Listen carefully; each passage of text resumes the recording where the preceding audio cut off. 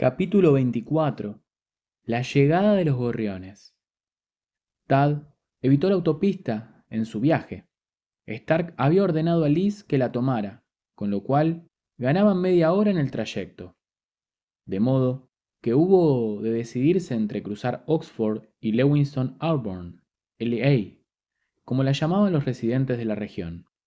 Era una zona metropolitana mucho más extensa, pero la central de la policía del estado se encontraba en Oxford. Escogió Lewiston Auburn. Estaba esperando ante un semáforo de Auburn, lanzando constantes ojeadas por el retrovisor, para ver si se acercaba algún coche de la policía, cuando le asaltó de nuevo la idea, que había empezado a tomar forma, clara, mientras hablaba con Rowley en el depósito de automóviles. Yo soy quien sabe, yo soy el dueño, yo soy quien los trae. Lo que está sucediendo aquí es magia, pensó Tad, y cualquier mago que se precie debe de tener una varita mágica. Todo el mundo lo sabe. Por suerte, ¿de dónde puedo encontrar una? En realidad, sé dónde las venden por docenas. La papelería más cercana estaba en Court Street, y Tad se desvió en dirección a ella. Estaba seguro de que había lápices Verol Black Beauty en la casa de Castle Rock, y tenía también la certeza de que Stark se había llevado su propio suministro. Pero no quería ninguno de aquellos. Lo que buscaba era unos lápices que Stark no hubiera tocado nunca, ni como parte de Tad ni como parte separada de él. Encontró un hueco para aparcar a media manzana de la papelería, apagó el motor del Volkswagen de Rowley, que se detuvo con un estornudo y varios resoplidos, y puso pie a tierra. Era un descanso alejarse del fantasma de la pipa de Rowley y volver a respirar aire fresco durante un rato. Compró una caja de lápices Black Beauty en la papelería. El encargado le dio permiso para utilizar el sacapuntas instalado en la pared. Se dedicó a afilar media docena de verol y se los guardó en el bolsillo junto a la solapa, colocados uno al lado del otro. Las puntas sobresalían como las cabezas explosivas de unos pequeños misiles mortíferos. Presto y abracadabra, pensó. Que empiece la función. Volvió a coche de Rowley y se quedó sentado tras el volante un momento, sudando y cantando por lo bajo John Wesley Harding. Había recordado casi toda la letra. Era realmente asombroso lo que conseguía la mente humana sometida a tensión. Esto podría ser muy peligroso, reflexionó, y se dio cuenta de que no le preocupaba gran cosa lo que pudiera sucederle.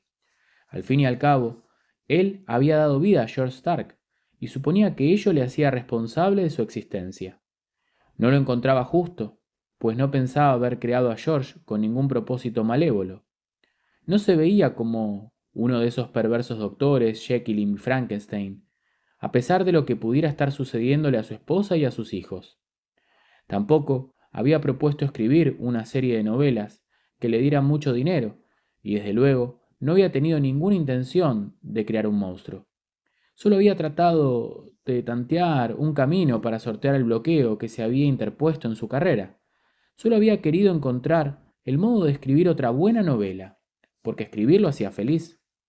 Y en lugar de eso, se había atrapado en una especie de enfermedad sobrenatural. Había enfermedades, un gran número de ellas, que encontraban cobijo en el cuerpo de personas que no habían hecho nada para merecerlas. Dolencias como la parálisis cerebral, la distrofia muscular, la epilepsia o la enfermedad de Alzheimer. Pero cuando uno las sufría tenía que afrontarlas. ¿Cómo se llamaba el viejo concurso de la radio? ¿Nómbrelo y gane? Su mente, sin embargo, insistía con bastante buen juicio en que aquello podía ser muy peligroso para Liz y los bebés. Si la cirugía cerebral también podía ser peligrosa. Pero cuando uno tenía un tumor creciéndole en el cráneo, ¿qué alternativa le quedaba? Él estaría mirando, espiando. Los lápices están bien. Puede que incluso se sienta halagado. Pero si percibe lo que te propones hacer con ellos, o si descubre lo del racimo para pájaros, si adivina lo de los gorriones, mierda. Solo con que intuya que le ocultas algo estarás en un buen lío. Pero podría funcionar, susurró otra parte de su mente. Maldita sea. Sabes que podría funcionar. Sí, lo sabía. Y como la parte más profunda de su mente insistía en que no tenía alternativa, Tad puso en marcha el Volkswagen y enfiló rumbo a Castle Rock. 15 minutos más tarde, había dejado a Auburn tras él y estaba de nuevo en la carretera, en dirección oeste, hacia la región de los lagos. Durante los últimos 60 kilómetros de trayecto, Stark estuvo hablando sin parar de Máquina de Acero, el libro en el que iban a colaborar él y Tad. Ayudó a Liz con los niños, manteniendo siempre una mano libre y lo bastante cerca del arma que llevaba en el cinto, como para convencerla de que no intentara nada. Mientras ella abría la puerta de la casa de verano y le franqueaba el paso, Liz había esperado que hubiese coches aparcados en alguno de los caminos particulares que salían de Lake Lane, o escuchar el sonido de voces o de motosierras, pero solo había captado el zumbido soñoliento de los insectos y del potente ronroneo del motor del Toronado. Parecía que aquel hijo de puta tenía la suerte del diablo. Mientras descargaban el equipaje y lo llevaban adentro, Stark continuó hablando. No se detuvo ni siquiera mientras utilizaba la navaja barbera para cercenar los cables de todas las clavijas del teléfono, excepto una, y la obra no sonaba mal. Aquello era lo más horrible, que el libro sonara muy bien en realidad. Sonaba como si pudiera tener tanto éxito como Vida de Máquina o incluso más. Tengo que ir al baño, dijo Liz, cuando tuvieron todas las bolsas dentro, interrumpiéndolo a media frase. Está bien, respondió Stark en voz baja, al tiempo que se volvía a mirarla. Se había quitado las gafas de sol cuando habían llegado y Liz tuvo que apartar la vista. Aquella mirada sepulcral, espeluznante, era más de lo que la mujer podía soportar. Te acompañaré. Me gustaría tener un poco de tranquilidad cuando voy al baño, ¿a ti no? A mí no me importa mucho tenerla o no, respondió Stark con tranquilo regocijo. Era el estado de ánimo que había mostrado desde que dejara la autopista de Gate Falls. Tenía el aire inconfundible de quien está seguro de que las cosas le van a salir bien. Pues a mí sí, insistió ella, como si hablara con un niño especialmente obtuso. Notó que los dedos se le cerraban como si fueran garras, e imaginó que saltaba sobre él de improviso y le arrancaba de las cuencas en descomposición aquellos ojos, ojos de mierda, repulsivos. Pero cuando se atrevió a levantar la vista hacia él y advirtió su sonrisa divertida, Liz comprendió que él sabía lo que estaba pensando y sintiendo. Me quedaré en el umbral del baño, murmuró Stark con fingida humildad. Seré un buen chico y no miraré. Los bebés gateaban a sus anchas sobre la alfombra del salón. Estaban alegres, ruidosos y llenos de energía. Parecían encantados de estar en aquel lugar, que solo habían visitado una vez con anterioridad, un fin de semana de invierno. No pueden quedarse solos, dijo Liz. Y el baño está junto al dormitorio principal. Si se quedan aquí les puede pasar algo. No hay problema, Beth, respondió Stark, levantando a los mellizos y sujetándolos uno en cada brazo. Solo unas horas antes Liz habría estado convencida de que si alguien que no fuera ella o Tad intentaba algo semejante, William y Wendy protestarían a voz en grito. En cambio, cuando Stark los tomó, los bebés balbucearon de contento, como si fuera la cosa más divertida del mundo. Los llevaré al dormitorio y los vigilaré yo, en lugar de hacerlo tú. Stark se volvió y la miró con súbita frialdad. No te preocupes, me ocuparé de ellos. No me gustaría que les sucediera nada malo, Beth. Me caen bien. Si les pasa algo, no será por culpa mía. Liz entró en el baño y él se quedó en el umbral, de espaldas a ella como había prometido, contemplando a los gemelos. Mientras se levantaba la falda y se bajaba las bragas para sentarse, Liz deseó ser hombre. No iba a morirse porque Stark se volviera y la viese sentada en la taza. Pero si George descubría las tijeras de costura ocultas en la ropa interior, tal vez sí que podría darse por muerta. Y como de costumbre, cuando tenía prisa por terminar, la vejiga se negaba obstinadamente a vaciarse. Vamos, vamos, pensó con una mezcla de miedo e irritación. ¿Qué sucede? ¿Crees que te van a dar intereses por ese líquido? Por fin, qué alivio. Pero cuando intentan salir del establo, estaba diciendo Stark, Máquina prende fuego a la gasolina que habían vertido por la noche en la zanja que lo circundaba. ¿No sería magnífico? Se podría hacer una película, Beth. A esos idiotas del cine les encantan los incendios. Liz usó el papel higiénico y se subió las bragas con mucho cuidado. Mantuvo los ojos fijos en la espalda de Stark, mientras se ordenaba la ropa, rogando que no se le ocurriera volverse. George no lo hizo. Estaba absorto en su historia. Westerman y Jack Wrangley vuelven adentro con la idea de subir al coche para atravesar el fuego, pero Ellington se deja llevar por el pánico y... Se interrumpió de improviso y la dio la cabeza.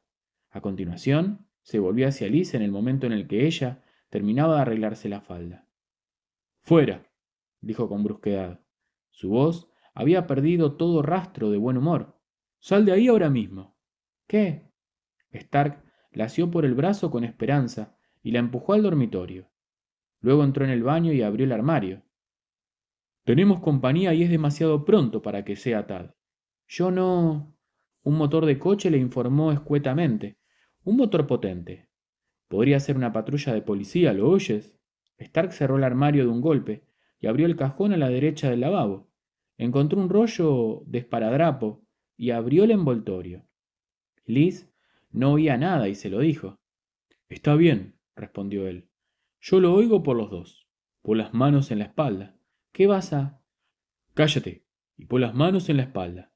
Liz obedeció y se encontró con las muñecas atadas en un abrir y cerrar de ojos. Acababan de apagar el motor, murmuró. Tal vez a medio kilómetro de carretera arriba, alguien que trata de hacerse el listo. A Liz le pareció que oía un motor en el último momento, pero podía ser mera sugestión. En cualquier caso se dio cuenta de que no habría captado nada en absoluto si no hubiera estado escuchando con toda su atención. Dios santo, qué oído más fino tenía aquel monstruo. Tengo que cortar el esparadrapo, dijo Stark. Lamento tener que ser indiscreto un momento, Beth. No disponemos de tiempo para cortesías. Y antes de que Liz supiera qué estaba haciendo, Stark llevó la mano a la parte delantera de su falda. Un instante después, sacaba de allí las tijeras de costura. Ni siquiera le pellizcó la piel con los imperdibles. La miró a los ojos por un instante mientras extendía las manos tras la espalda de Liz y utilizaba las tijeras para cortar el esparadrapo. Parecía haber recuperado el buen humor. ¿Las habías visto? Había notado el bulto. Después de todo, murmuró Liz. ¿Las tijeras? Se echó a reír. Sí, las vi. Pero no dónde las guardabas. Las vi en tus ojos, querida Betty. Las vi antes de salir de Ludlow. Supe que las tenías cuando bajabas las escaleras. Se arrodilló delante de ella con el esparadrapo, absurda y ominosamente, como un pretendiente que le pidiera la mano. Después alzó los ojos hacia ella. No se te ocurra darme una patada o algo así, Beth. No estoy seguro, pero creo que es un policía. Y no tengo tiempo para andar con jueguecitos contigo, aunque me gustaría mucho. Así que quédate quieta. Los niños. Voy a cerrar las puertas. Todavía no alcanzan los tiradores, aunque logren ponerse de pie. Tal vez se traguen alguna pelusa de polvo debajo de la cama, pero creo que ese es el peor problema en el que pueden llegar a meterse. Volveré enseguida. El esparadrapo trazaba ahora ondulantes figuras de ochos en torno a sus tobillos. Cuando hubo terminado y cortado, Stark se incorporó. Pórtate bien, Beth, le aconsejó. No desperdicies tus ideas brillantes, la pagarás caro. Pero antes, te obligaría a ver cómo lo pagan ellos. Luego cerró la puerta del baño y la del dormitorio y se fue. Se ausentó con la rapidez de un mago que hiciera un truco. Liz pensó en la escopeta del 22 guardada en el cobertizo de las herramientas. ¿Había munición allí también? Estaba casi seguro de que sí. Media caja de balas para escopeta Winchester del 22 largo en un estante arriba. Empezó a mover las muñecas en una dirección y otra.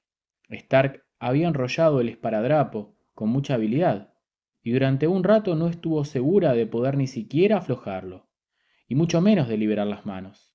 Después, notó que comenzaba a ceder un poco y continuó moviendo las muñecas de un lado a otro, cada vez más deprisa, jadeando. William se acercó gateando. Le puso sus manitas en la pierna y la miró a la cara con gesto inquisitivo. Todo va a salir bien, dijo Liz, lanzándole una sonrisa. William se la devolvió y se alejó a gatas en búsqueda de su hermana. Liz se apartó de los ojos un mechón de pelo sudoroso, con un brusco movimiento de cabeza y volvió a hacer girar las muñecas a un lado y a otro, a un lado y a otro, a un lado y a otro. Por lo que Alan podía observar, Leg Lane estaba completamente desierta. Al menos lo estaba. Lo estaba hasta donde se atrevió a adentrarse con el coche. Es decir, hasta el sexto camino particular que salía de la carretera. Pensó que podía haber avanzado un poco más sin peligro. No había modo de que se oyera el motor del coche desde la casa de los Bedmont, y menos aún con dos colinas de por medio. Pero era mejor andar sobre seguro. Llegó hasta la casa, con el techo en forma de A que pertenecía a la familia Williams, unos veraneantes de Lynn, Massachusetts. Aparcó sobre una alfombra de pinaza, bajo un venerable abeto mohoso, apagó el motor y se apeó. Alzó la cabeza y vio los gorriones. Estaban posados en lo alto del tejado de la casa de los Williams. Descansaban en las ramas altas de los árboles que la rodeaban. Estaban posados en las rocas junto a la orilla del lago. Se peleaban por un hueco en el embarcadero de los Williams, tanto que no se veía la madera. Había cientos y cientos de ellos. Estaban en completo silencio. Se limitaban a mirarlo con sus ojillos negros. Dios santo, musitó. Escuchó un chirrido de unos grillos en la hierba alta, que crecía en torno a los cimientos de la casa, el suave chapoteo del agua del lago contra el embarcadero y el rumor de un avión que cruzaba el cielo hacia el oeste, en dirección a New Hampshire. Salvo esto, el silencio era absoluto. No se oía ni el áspero ronroneo de un solo motor fuera de borda en el lago. Solo aquellos pájaros. Todos aquellos pájaros. Alan notó que un miedo intenso, vidrioso, le recorría los huesos. En primavera y en otoño había visto alguna bandada de gorriones, a veces 100 o 200 pájaros en formación, pero nunca había visto nada como aquello. Han venido por Tad o por Stark. Echó un nuevo vistazo al micrófono de la radio y se preguntó si no sería más seguro llamar. Después de todo aquello era demasiado extraño.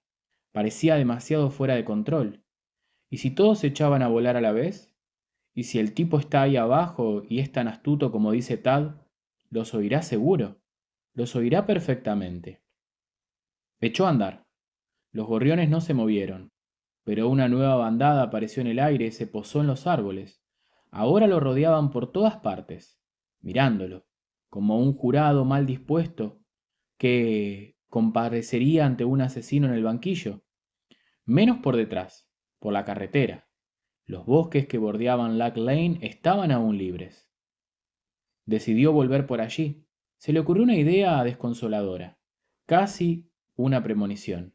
Aquel podía ser el error más grande de toda su carrera profesional.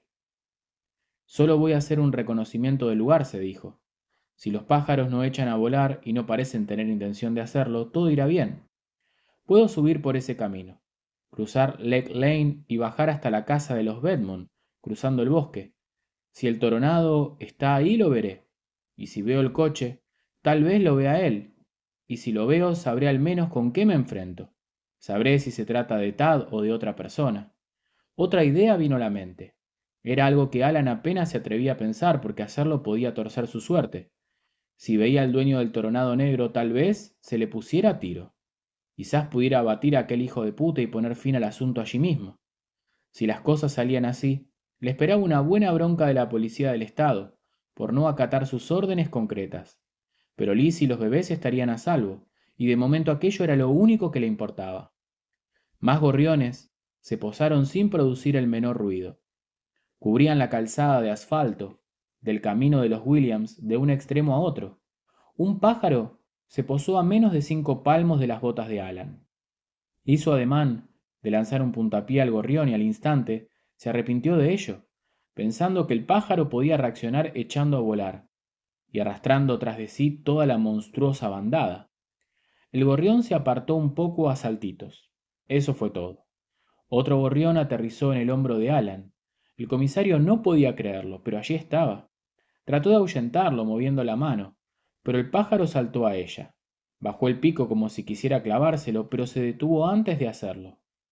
Con el corazón al galope, Alan bajó la mano.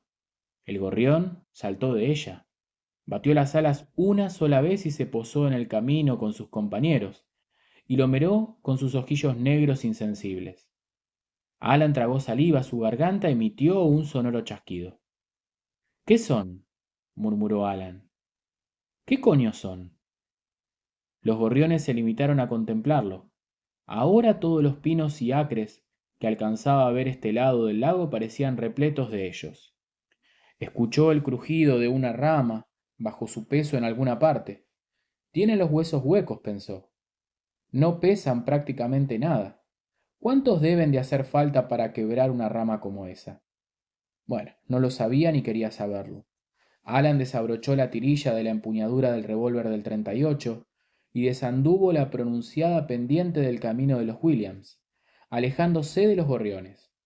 Cuando llegó a Lake Lane, que solo era un camino de tierra, con una franja de hierba entre las roderas de los coches, tenía el rostro grasiento de sudor, la camisa pegada a la espalda. Miró alrededor. Tenía la masa de gorriones a su espalda. Por el camino que había tomado ya estaban también sobre el techo del coche, apretados encima del capó, el maletero y las luces del techo. Pero donde ahora estaba no había ninguno. Es como si no quisieran acercarse demasiado, al menos de momento.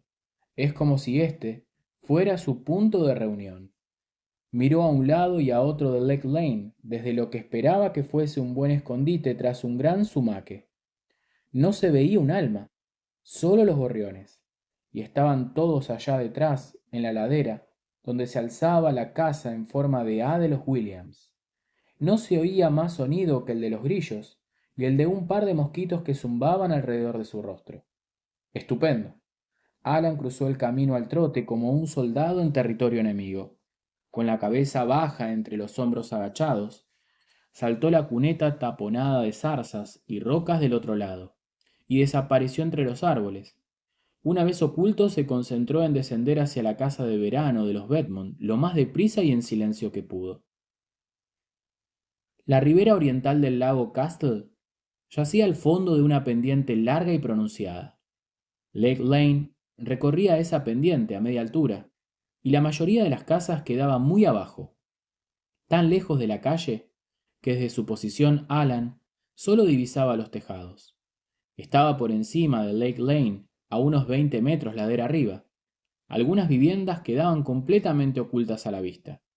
En cambio, tenía una buena perspectiva de la calle y de los caminos particulares que salían de ella, y si llevaba cuidado todo saldría bien. Cuando llegó al quinto camino, que partía de Lake Lane, contando desde la casa de los Williams, el comisario se detuvo. Miró atrás para comprobar si los gorriones lo seguían. Era una idea desquiciada, pero de algún modo inevitable. No advirtió el menor rastro de los pájaros y se le ocurrió pensar que tal vez, su mente sobrecargada lo había imaginado todo. Olvídalo, pensó. No has imaginado nada.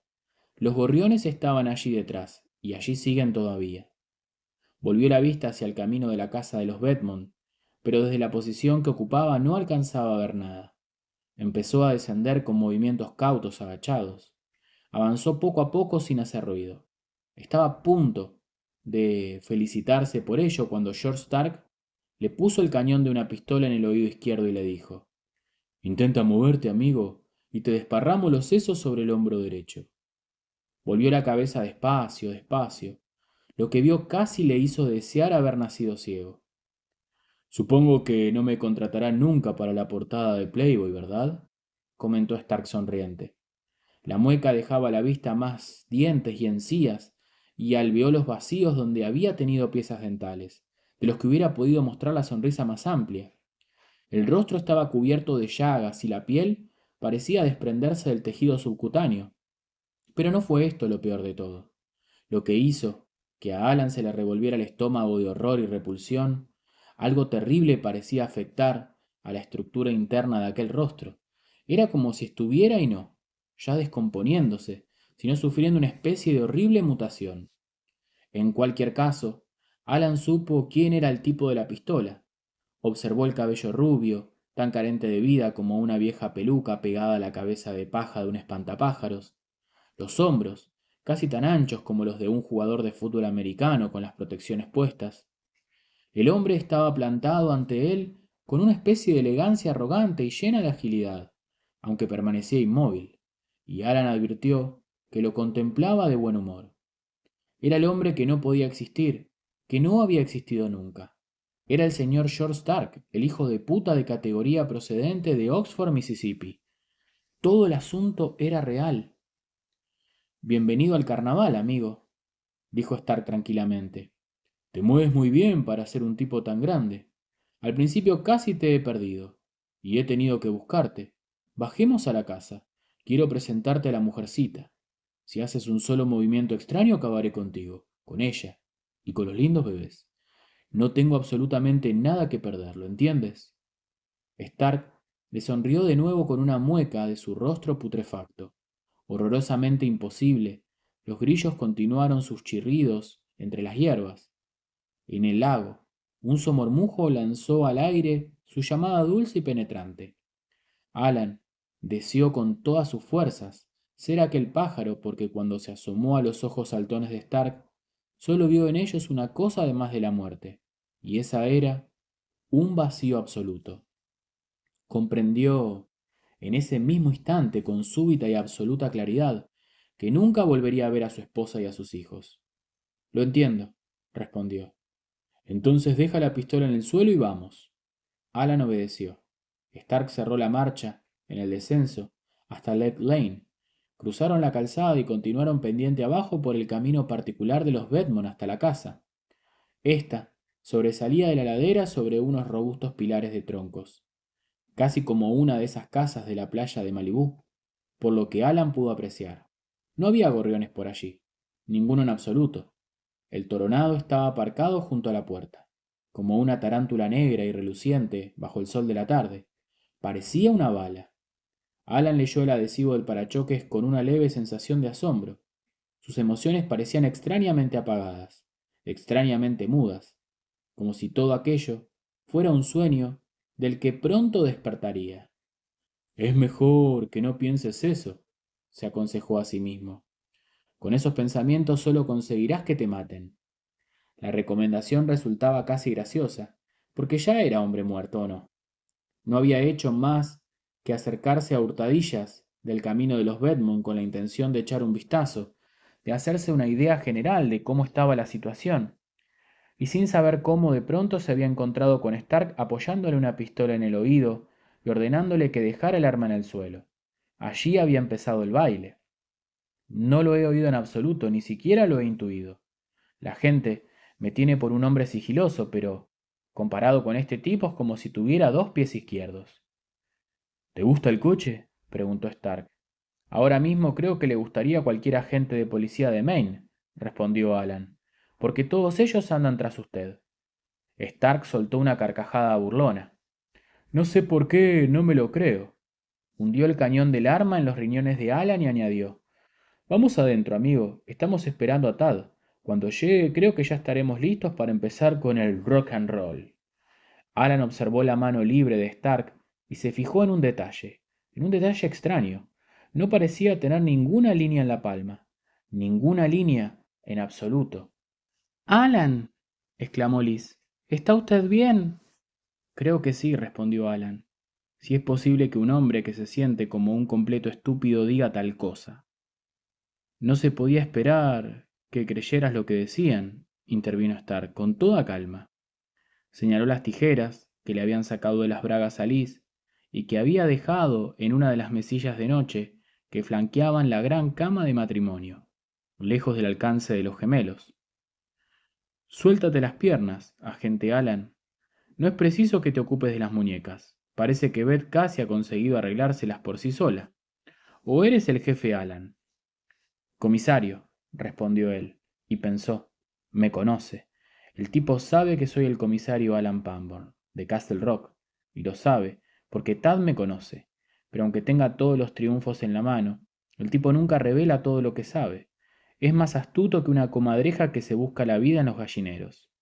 Por segunda vez le invadió la lúgubre certeza de la proximidad de la muerte.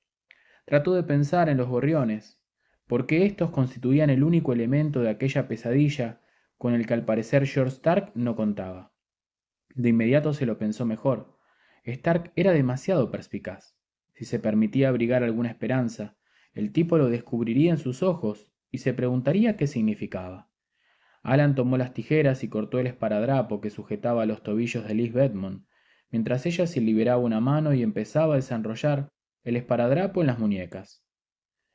¿Vas a hacerme daño?, preguntó la mujer con voz asustada, al tiempo que levantaba las manos como si las marcas rojas que había dejado el esparadrapo en sus muñecas pudieran, de algún modo, disuadir a Stark de sus intenciones.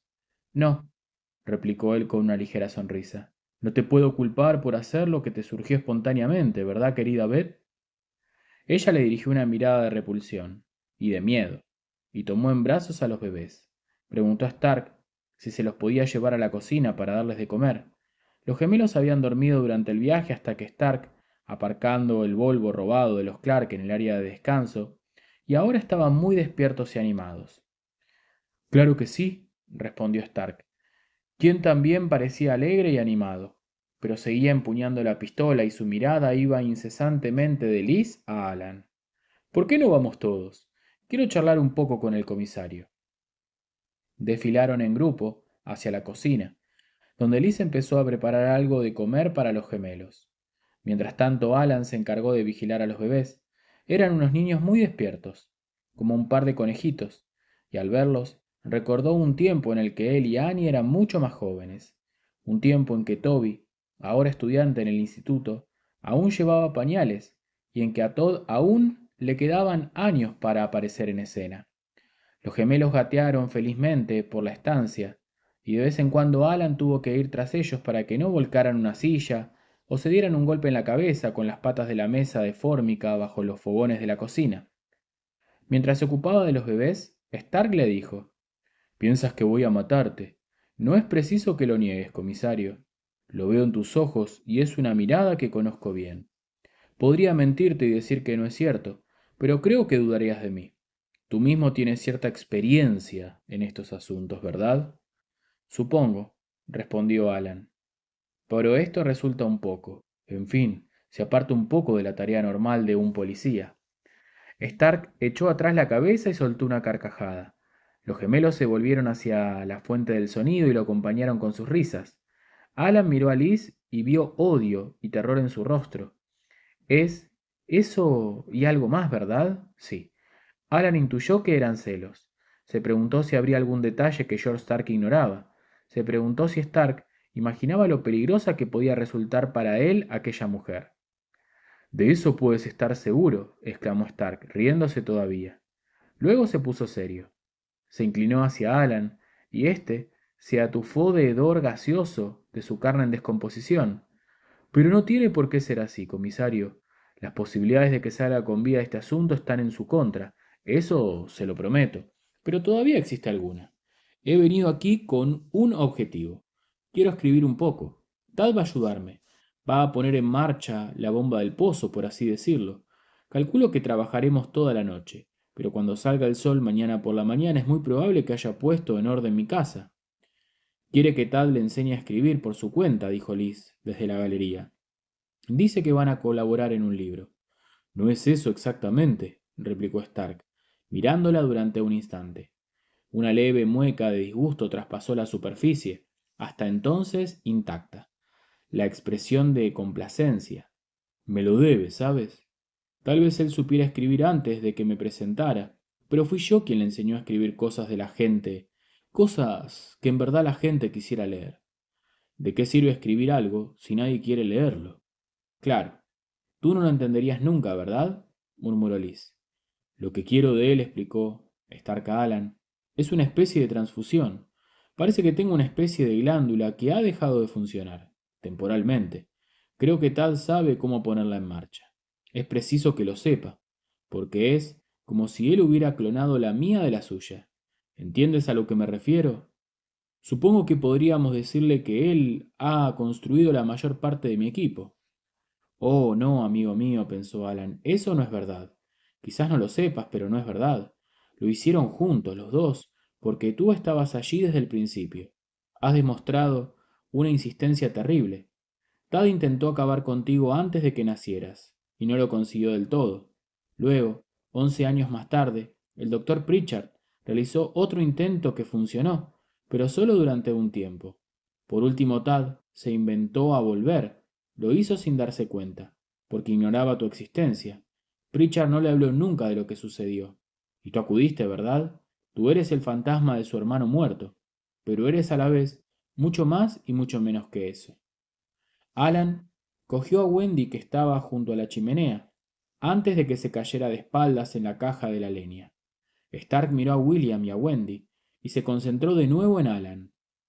Tad y yo venimos de una larga historia de gemelos, ¿sabes? Y naturalmente empecé a existir tras la muerte de los mellizos que habrían sido los hermanos o hermanas mayores de estos. Llámalo una especie de equilibrio trascendental, si quieres. Lo llamo una locura, respondió Alan. Stark soltó una carcajada. En realidad yo también, pero sucedió. El verbo se hizo carne, podría decirse. ¿Cómo llegó a suceder? No importa mucho. Lo importante es que estoy aquí. Te equivocas.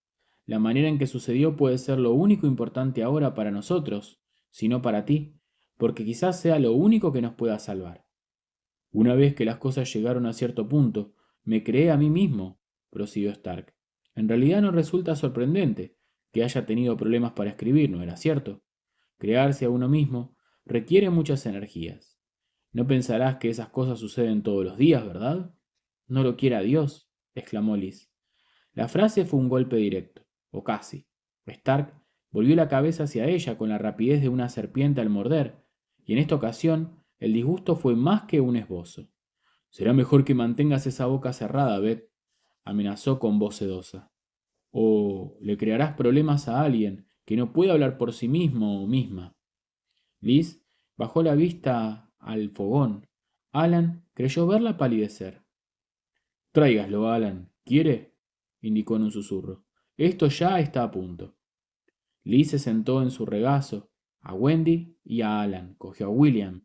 Mientras daba de comer al pequeño regordete, se admiró de la facilidad con que volvían a su recuerdo los gestos mecánicos, meter la cucharita dentro, inclinarla y a continuación sacarla, hacer el rápido pero suave movimiento hacia arriba, desde la barbilla hasta el labio inferior para evitar en lo posible las gotas y los babeos. Will se dedicó a tratar de asir la cuchara, sintiéndose al parecer lo bastante mayor y experimentado como para moverla por sí mismo. Muchas gracias. Alan lo disuadió con suavidad y el chiquillo no tardó en dedicarse a tragar en serio. Lo cierto es que puedo utilizarte, dijo Stark al comisario. Estaba apoyado contra la mesa de la cocina y se pasaba el punto de mira de la pistola y por la pechera de la chaqueta acolchada con gesto ocioso, arriba y abajo. El gesto producía un sonido áspero y susurrante. ¿Te ha llamado la policía del estado para que acudieras aquí y echaras un vistazo? ¿Por eso has venido? Alan calculó los pros y las contras de mentirle, y decidió que sería más seguro decir la verdad, sobre todo porque no albergaba ninguna duda de que aquel hombre, si realmente lo era, poseía un eficaz detector de mentiras incorporado. «Mm, no exactamente», respondió, y le habló a Stark de la llamada de Fuzzy Martin. Antes de que terminara de hablar, Stark ya estaba sintiendo. Me pareció divisar el reflejo en la ventana de la granja. Asintió con una breve risa. Parecía haber recuperado el buen humor. Vaya, vaya. La gente del campo no puede evitar ser un poco entrometida, ¿verdad, comisario Alan? Tienen tan poca diversión que sería extraño si no lo fuera. Bien, comisario, ¿qué más ha hecho después de colgar? Alan se lo contó también, y esta vez no mintió, porque pensó que Stark sabía qué había hecho. Su mera presencia allí respondía a la mayoría de preguntas. El comisario pensó que en realidad Stark solo quería contestar si era lo bastante idiota como para intentar deslizar una mentira. Cuando hubo terminado, Stark dijo: Muy bien, comisario, esto mejora muchísimo tus posibilidades de salir con vida para luchar un día más. Ahora, atiende y te explicaré detalladamente lo que vamos a hacer, lo que haremos tú y yo cuando los bebés hayan terminado de comer. ¿Seguro que sabes lo que tienes que decir? Volvió a preguntar Stark.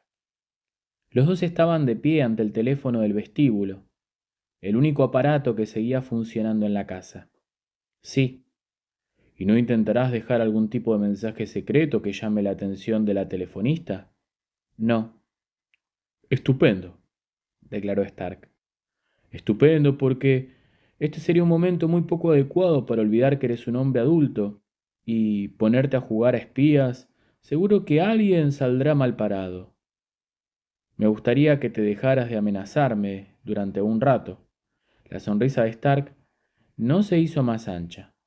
En realidad, se ensanchó hasta convertirse en una expresión de pestilente magnificencia. Se había llevado a William para asegurarse de que Liz se siguiera portando bien, y empezó a hacerle cosquillas debajo del brazo. No puedo complacerte, le respondió a Alan. El hombre, que va en contra de su propia naturaleza, acaba estreñido, comisario. El teléfono estaba en una mesa, junto a una gran ventana. Mientras descolgaba el auricular, Alan observó la ladera de los árboles, más allá del camino, en busca de gorriones. No había ninguno a la vista, al menos todavía no. ¿Qué está mirando, amigo? ¿Eh? Alan miró a Stark. Los ojos de éste le devolvieron la mirada, desde sus cuencas en descomposición. Ya me has oído. Stark hizo un gesto para señalar el camino y el toronado. Esa no es la forma en la que uno mira por la ventana solo porque la ventana está ahí. Has puesto la cara de alguien quien espera ver algo concreto. Quiero saber de qué se trata. Alan notó que un frío hilo de terror se deslizaba por su espalda. Tad oyó que decía su propia voz, con gran calma. Estoy esperando que aparezca Tad, lo mismo que tú. Ya no debería de tardar. Será mejor que no haya más, ¿no crees? Advirtió Stark, al tiempo que levantaba un poco más a William. Empezó a pasar el cañón de la pistola arriba y abajo por la rechoncha tripita del pequeño, haciéndole cosquillas. William rió contento y dio una suave palmadita en la mejilla descompuesta de Stark, como si quisiera decir, basta, no me molestes, pero no pares todavía porque también me resulta divertido. Entiendo, asintió Alan y tragó saliva con esfuerzo. Stark apoyó el cañón de la pistola bajo el mentón de William y meneó ligeramente la pequeña papada del bebé. Este se rió. Si Liz asoma por la puerta y lo ve haciendo eso, se volverá loca, pensó Alan con calma. ¿Estás seguro de que me lo has dicho todo, comisario Alan? ¿No me ocultas nada? No, respondió Alan. Solo lo de esos gorriones reunidos en los árboles, en torno a la casa de los Williams. Salvo eso, no estoy ocultando nada. Está bien, te creo, por el momento al menos. Ahora vamos con nuestro asunto. Alan marcó el número de la comisaría de Castle Rock. Stark se acercó más a él, tanto que su fétido hedor casi le provocó náuseas, y prestó atención al diálogo. Sheila Brigham respondió al primer timbrazo. Hola Sheila, soy Alan. Estoy en el lago, he intentado ponerme en contacto por radio, pero ya sabes cómo son las comunicaciones desde aquí. Inexistentes, respondió ella con unas risitas. Stark sonrió. Cuando Stark y Alan desaparecieron tras el ángulo del pasillo, Liz abrió el cajón bajo el mármol de la cocina y sacó el mayor cuchillo de carnicero que guardaba en él. Echó un vistazo hacia el pasillo, consciente de que Stark podía asomar la cabeza en cualquier momento, para ver qué es lo que hacía. De momento todo iba bien. Les oyó hablar. Stark comentaba algo sobre la manera en que Alan había mirado por la ventana. Tengo que hacerlo, se dijo, y tengo que hacerlo todo yo misma. Está vigilando a Alan, como un gato a su presa, y aunque yo pudiera decirle algo a Tad, eso no haría sino empeorar las cosas, porque Stark puede escudriñar su mente. Mientras sostenía a Wendy con un brazo, se quitó los zapatos y entró rápidamente en el salón con los pies descalzos. En la estancia había un sofá, colocado de modo que desde él se contemplaba una vista del lago. Liz escondió el cuchillo de cocina bajo el faldón del asiento, pero no demasiado lejos. Sentada en el sofá, lo tendría a su alcance, y sentados los dos en el sofá, ella y el astuto de George Stark, también tendría a éste a su alcance. Tal vez pueda incitarle a hacerlo, pensó, mientras regresaba a la cocina a toda prisa. Se siente atraído por mí, eso es horrible, aunque no tanto como para no sacar provecho de ello. Entró en la cocina esperando encontrar allí a Stark, enseñándole los dientes que le quedaban en una de aquellas sonrisas putrefactas. Sin embargo, la cocina estaba vacía, y desde el vestíbulo volvió a llegar la voz de Alan hablando por teléfono. Imaginó a Stark pegando al comisario, atento a la conversación. Así pues todo iba bien. Con un poco de suerte, George Stark estaría muerto antes de que llegue Tad, pensó Liz. No quería que los dos se encontraran. No entendía muy bien todas las razones por las que deseaba vivamente que el encuentro no se produjera, pero al menos tenía clara una de ellas. Temía que la colaboración pudiera funcionar, y temía aún más saber cuáles serían los frutos de tal éxito. Al final, de las dos personalidades separadas de Tad Bedmont y George Stark, terminaría imponiéndose una sola. De aquella dualidad esencial, solo quedaría un único ente físico, y si Tad podía proporcionar a Stark el trampolín que necesitaba, si Stark empezaba a escribir por sí mismo, ¿era posible que sus llagas y heridas empezaran a sanar? Liz pensó que sí. Pensó que Stark incluso podía empezar a cobrar la forma y las facciones de su marido. Después, suponiendo que Stark los dejara todos con vida y consiguiera escapar, ¿cuánto tiempo transcurriría antes de que empezara a aparecer las primeras llagas en la cara de Tad? Pensó que no tardarían mucho. Tuvo serias dudas también de que Stark se mostrara interesado en impedir que Tad empezara a descomponerse. Primero y finalmente quedaría reducido a la nada. La mujer se calzó de nuevo y empezó a limpiar los restos de la temprana cena de los gemelos. Hijo de puta, pensó, mientras se despejaba el mármol y empezaba a llenar el fregadero con agua caliente. El seudónimo, el intruso eres tú, no mi marido. Echó un chorro al lavavajillas en el agua y luego fue al salón a ver qué es lo que hacía Wendy. La niña estaba gateando por el suelo de la habitación, buscando a su hermano probablemente. Tras las puertas correderas de cristal, el sol del atardecer trazaba un brillante camino de oro sobre las aguas azules del lago. Este no es tu sitio. Eres una abominación, una ofensa para los ojos y la mente. Observó el sofá, bajo cuyos faldones acababa de dejar el lago y afilado cuchillo, al alcance de la mano. Pero yo puedo resolver eso, y con la ayuda de Dios estoy dispuesta a hacerlo. El hedor de Stark lo estaba mareando, hacía que se sintiera a punto de vomitar, pero Alan trató de que no se le notara en la voz. ¿Ha vuelto ya Norris Ridwell, Sheila? A su lado Stark había empezado a hacerle cosquillas a William con el cañón de la pistola. Todavía no, Alan, lo siento, respondió Sheila. Si llega, dile que se encargue de la comisaría. Hasta entonces que se ocupe Claude. Su turno, sí, ya sé que ha terminado. El ayuntamiento tendrá que pagarle las horas extras, y Keaton me va a montar una buena bronca por ello. Pero ¿qué puedo hacer? Estoy aquí colgado, sin radio y con el coche soltando vapor cada vez que lo miro. Te llamo desde la casa de los Bedmont. La policía del estado quería que echara un vistazo, pero aquí no hay nada extraño. Mala suerte, Alan. ¿Quieres que pase la información a alguien? ¿A la policía del estado? Alan miró a Stark, que parecía absorto jugando con el chiquillo alegre y retozón que sostenía en brazos. Stark asintió a la mirada inquisitiva de Alan con gesto ausente. Sí, llama al cuartel de Oxford de mi parte. Pensaba ir a tomar un bocado a la tienda de pollo frito y luego volver aquí para hacer una nueva inspección. Eso si consigo poner en marcha el coche. Si no, quizás husmee que tienen los Bedmont en la despensa. ¿Querrás tomar nota de eso, Sheila? Alan apreció sin llegar a verlo, que Stark se tensaba un poco a su lado. La boca del arma se detuvo en el ombligo de William.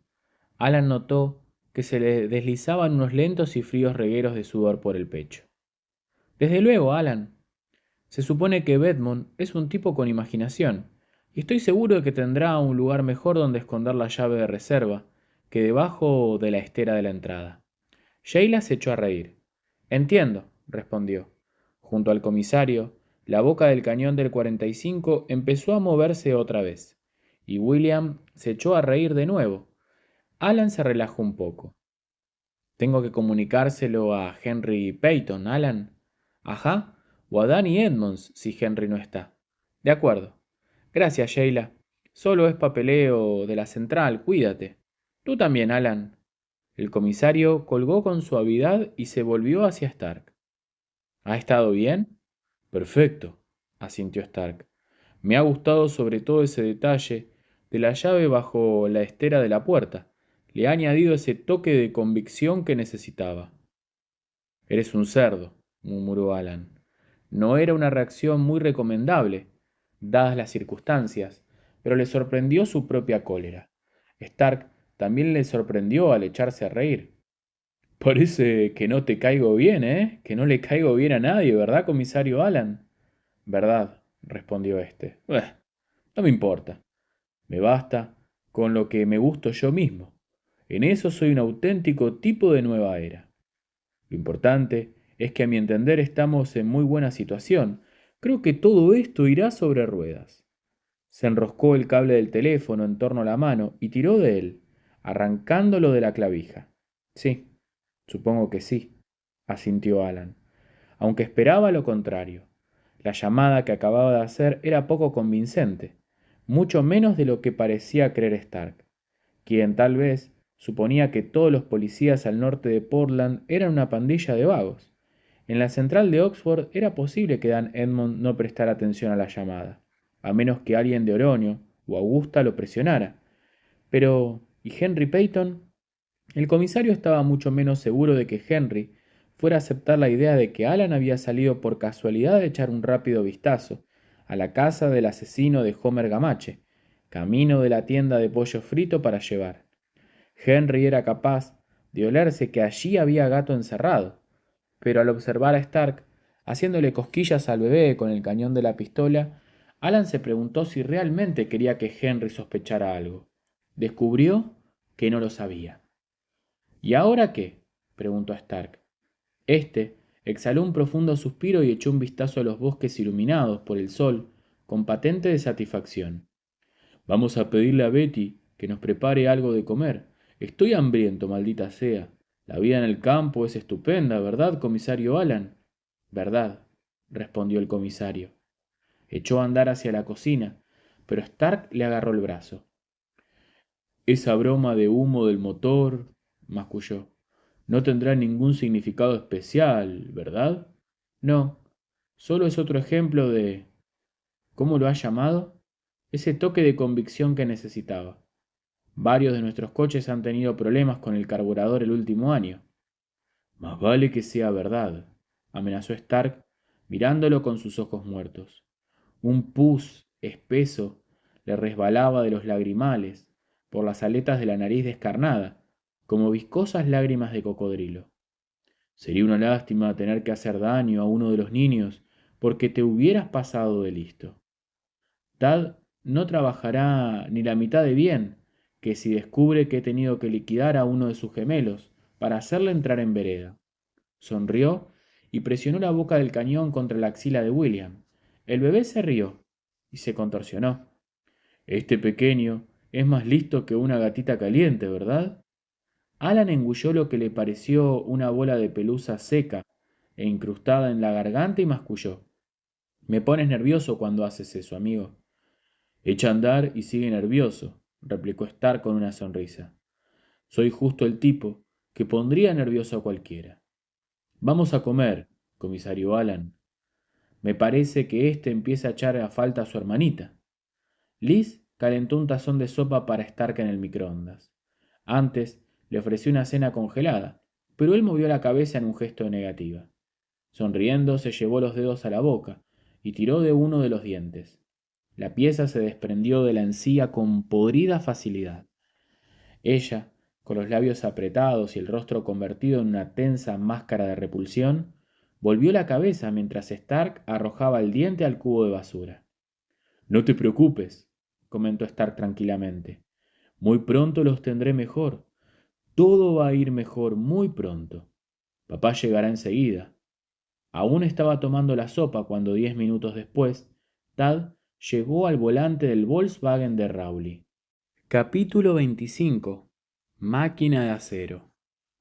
La casa de verano de los Bedmont quedaba a 1,5 km de la carretera 5 por Lake Lane, pero Tad se detuvo apenas 100 metros después de tomado el desvío y contempló desconcertado e incrédulo lo que tenía delante. Había gorriones posados por todas partes, cada rama de cada árbol, cada roca, cada palmo de campo abierto estaba cubierto de gorriones. El mundo que tenía ante sí era grotesco, alucinante. Era como si a aquel rincón de Maine le hubieran salido alas. Delante del coche el camino había desaparecido por completo. Donde había estado Lake Lane, solo se veía ahora una alfombra de pájaros silenciosos y apretados entre los árboles, sobrecargados de aquellas aves. En alguna parte oyó quebrarse una rama. Aparte de este, el único ruido era el del Volkswagen. Al empezar la carrera hacia Castlereagh, el silenciador del coche ya estaba en malas condiciones, pero ahora ya no funcionaba en absoluto. El motor rugía y petardeaba con un estrépito que debía de haber espantado a aquella monstruosa bandada, haciéndola remontar el vuelo. Pero los gorriones no se inmutaron. La concentración de pájaros empezaba 4 pasos más adelante, donde estaba el Volkswagen con el cambio de marchas en punto muerto. Había una línea de demarcación tan clara que habría podido trazarse con una regla. Nadie ha visto una bandada semejante en años, se dijo, al menos desde la exterminación de palomas migratorias a finales del siglo pasado. Si acaso parece una escena sacada de una novela de Delphine du Maur, un gorrión se posó en el capó del coche y pareció contemplarlo por el parabrisas. Tad percibió una curiosidad desapasionada, atemorizadora, en los ojillos negros del pájaro. ¿Hasta dónde llegan? ¿Hasta la casa? Si es así, George los habrá visto, y el precio que me hará pagar será muy alto. Si no se lo ha cobrado ya, pero, aunque los gorriones no lleguen hasta la casa, ¿cómo diablos podré cruzar hasta ella? No es que estén en el camino, ellos son el camino. Pero por supuesto Tad conocía la respuesta. Si quería alcanzar la casa, tendría que pasar por encima de los gorriones. No, casi gimió su mente, no puedes hacer eso. Su imaginación conjuró imágenes terribles, el crujido de miles de cuerpos al quebrarse, los chorros de sangre salpicando bajo las ruedas, los grumos pestosos de plumas pegadas en los neumáticos, girando con estos. Pero voy a hacerlo, murmuró. Voy a hacerlo porque debo llegar. Una sonrisa temblorosa empezó a transformar su rostro en una feroz mueca de concentración medio desquiciada. En aquel momento su expresión se parecía pavorosamente a la de George Stark. Metió la primera y empezó a tararear, por lo bajo, John Wesley Harding. El Volkswagen de Rowley carraspeó, estuvo a punto de ahogarse y soltó 3 sonoros petardeos antes de empezar a moverse hacia adelante. El gorrión del capó levantó el vuelo y Tad contuvo la respiración esperando que toda la bandada le imitara, como sucedía en sus visiones o trances, una gran nube oscura alzándose, acompañada de un fragor como un huracán en una botella. En lugar de ello, la superficie del camino delante del coche empezó a agitarse y a moverse. Los gorriones, algunos de ellos al menos, empezaron a retirarse y dejaron libres 2 líneas a lo largo de Lake Lane, 2 líneas que coincidían exactamente con el ancho de las ruedas del Volkswagen y con la distancia entre ellas. «Cielo santo», susurró Tad, y al cabo de un momento se encontró entre los pájaros. De pronto, pasó del mundo que había conocido siempre a otro distinto, que únicamente estaba poblado por aquellos centinelas que guardaban las fronteras entre la tierra de los vivos y el reino de los muertos. Ahora estoy allí, pensó, mientras avanzaba cuidadosamente por las líneas paralelas que los pájaros le iban abriendo. Estoy en el mundo de los muertos vivientes, que Dios se apiade de mí. El camino avanzaba delante de él. En otro momento tenía 4 metros de vía despejada y según los recorría, iban abriéndose otros 4. La plancha inferior del chasis del Volkswagen pasaba por encima de los gorriones, que se apretaban entre las franjas abiertas para las ruedas, pero a Tad le dio la impresión de que no atropellaba a ninguno. Al menos no había visto ningún pájaro muerto, las veces que había mirado por el retrovisor. De todos modos resultaba difícil saberlo porque las aves volvían a cerrar el camino a su paso, volviendo a crear aquella alfombra lisa y plumosa. Percibo su olor, un olor ligero, desmenuzado, que parecía depositarse en el pecho como polvo de huesos. En una ocasión de niño había metido la cabeza en una bolsa de pieles de conejo y había inhalado profundamente. El olor se parecía a aquel, no era atroz ni repulsivo, pero resultaba abrumador, y extraño y real. Empezó a preocuparle la idea de que aquella enorme masa de aves estuviera consumiendo todo el oxígeno de aire, de asfixiarse antes de llegar a su destino. Empezó a oír al mismo tiempo unos leves ruidos, tac, tac, tac, tac. Encima de él imaginó a los gorriones apiñándose también en el techo del Volkswagen, comunicándose de algún modo con sus compañeros, guiándolos, señalándoles cuándo apartarse y crear el carril para la rueda, indicándoles cuándo podían volver a ocupar el espacio. Llegó a lo alto de la primera cuesta y contempló todo el valle de gorriones que se extendía ante su vista. Gorriones por todas partes, gorriones que cubrían cada objeto y que llenaban cada árbol, convirtiendo el paisaje en un dantesco mundo de aves que superaba con mucho cuanto era capaz de crear su imaginación. Aquello quedaba mucho más allá de sus capacidades de entendimiento. Tad se notó al borde del desmayo y se propinó un enérgico cachete en la mejilla. Fue un sonido insignificante, ¡paf!, en comparación con el áspero rugido del motor del Volkswagen, pero observó que una gran oleada recorría la masa de pájaros apiñados, una oleada como un escalofrío. No puedo bajar ahí, no puedo. Tienes que hacerlo, tú eres quien sabe, tú eres quien los trae, tú eres el dueño. Además, ¿a dónde si no podía ir?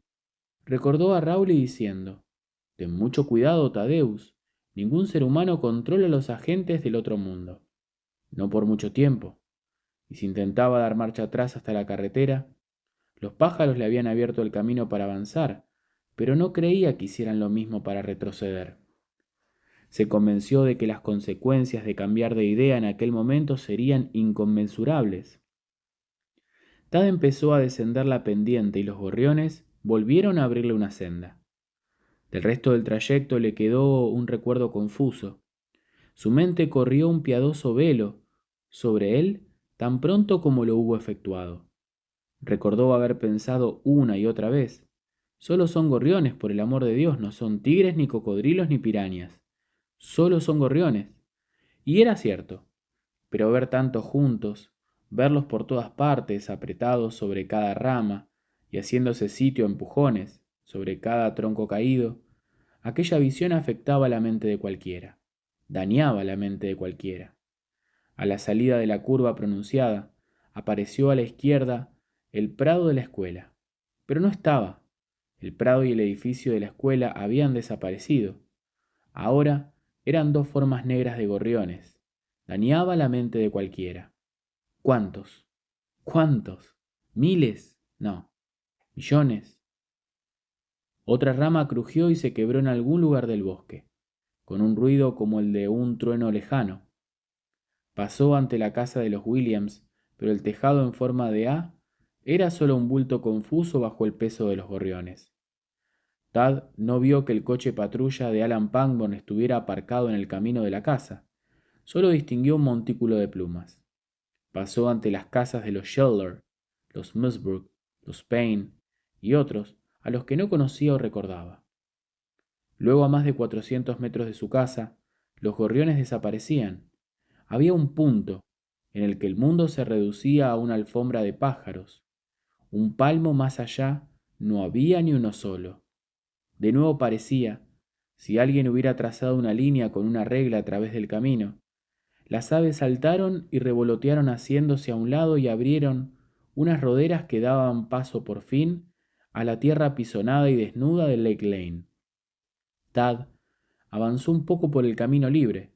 Se detuvo de pronto, abrió la portezuela y descendió del coche. Emitió un gemido y se pasó el brazo por la frente para enjugar el sudor frío. Delante de él volvía a ver árboles a ambos lados del camino y brillantes destellos azules de las aguas del lago a la izquierda. Miró atrás y vio un mundo negro, silencioso, expectante. Los psicopompos, pensó. Que Dios me amparase si esto sale mal, si él consigue de algún modo hacerse con el control de estos pájaros. Que Dios nos ampare a todos. Cerró la portezuela y los ojos. Domínate, Tad. No has pasado por todo esto para estropearlo ahora. Domínate. Olvida los gorriones. No puedo olvidarlos, gimió una parte de su mente. Una parte estaba horrorizada, ofendida, tambaleándose al borde de la locura. No puedo, no puedo. Pero podría, sí, lo haría. Los gorriones estaban esperando. Él también esperaría. Esperaría hasta que llegara el momento oportuno. Confiaba en saber cuándo había llegado ese instante. Si no era capaz de hacerlo por sí mismo, lo haría por Liz y los gemelos.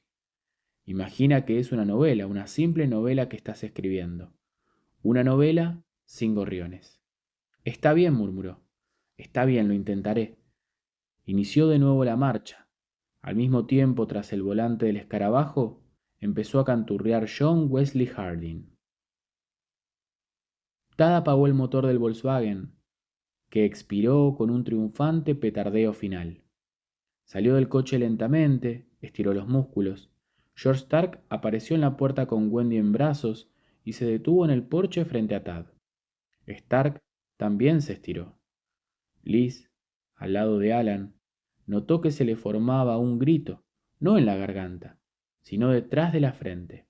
Lo que más deseaba en el mundo era apartar los ojos de los dos hombres, pero le resultaba imposible.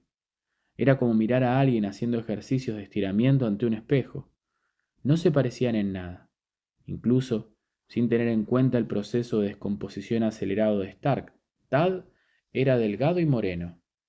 Stark era corpulento y rubio, pese al bronceado, de lo poco que quedaba de éste. Sin embargo, a pesar de todo, eran dos imágenes reflejadas. El parecido resultaba sobrecogedor precisamente porque no había nada que la vista, horrorizada y quejosa, pudiera captar. Era algo íntimo, profundamente escondido bajo las facciones, pero tan real que se proclamaba a gritos. El gesto de cruzar los pies al estirarse, de extender los dedos muy tiesos al lado de los muslos, la expresión tensa en los ojos. Los dos se relajaron al mismo tiempo. Hola, Tad. Stark parecía casi cohibido. Hola, George, respondió Tad con sequedad. ¿La familia? Muy bien, gracias. ¿Vas a hacerlo? ¿Vienes dispuesto? Sí. Detrás de ellos, en la carretera 5, crujió una rama. Los ojos de Stark saltaron en esa dirección.